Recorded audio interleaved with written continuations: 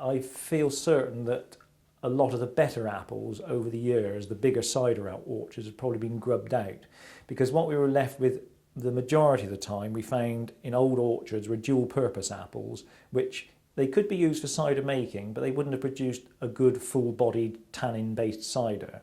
And I suspect a lot of these old orchards were left with the dual purpose apples, which you can cook with or you can make cider from, because obviously they're more usable. If you only have orchards full of pure cider apples, good quality cider apples, you can't do anything else with the cider apple other than make cider. So I suspect over the last 100 years, as those orchards became old or governments terribly gave grants to grub them out in the 1970s, I think those are the orchards that disappeared.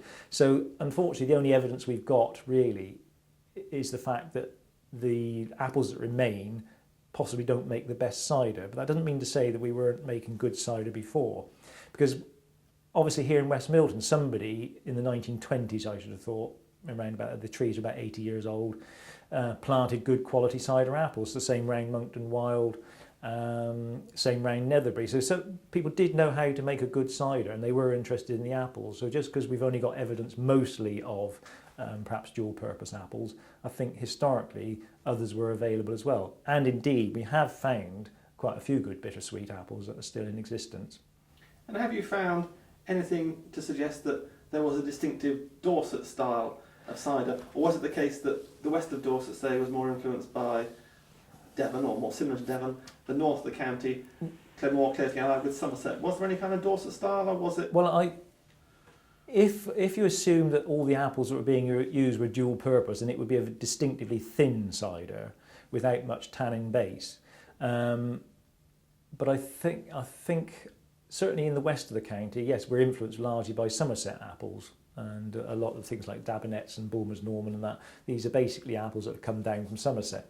So the closer to the border you are, the more you get that influence of the good bittersweet apples. In the heartlands of Dorset, where most of the orchards disappeared, we only see evidence of these dual purpose apples, then perhaps the cider was a thinner, less robust cider, but possibly appealed to the local taste. But because trying to look back in time now is a very difficult thing to say, did we have a distinctive cider that was any different than Somerset's or Devon's? I think possibly we did use more dual purpose apples because there's a lot of them about. So I suspect our cider wouldn't have been as tannin based or as robust as Somerset cider. I ask partly because people might think the idea of propagating the trees again and getting people to try and spread them around is to try and recreate an old kind of Dorset cider style, but it's not necessarily as simple as that, is it? No, it's actually very complicated. You can make cider from any apple, and each orchard, you can have the same apples in different orchards, and you'll get a different product from different cider makers using the same variety of apples. It depends largely on the soil they're growing in. To give you an example, for my commercial cider I'm making now, I buy apples in from Melplash, from Rupert Best at Hinknall. I can make my juice, and I can taste the juice, and I can use exactly the same varieties not half a mile away from another orchard, and that juice will taste different.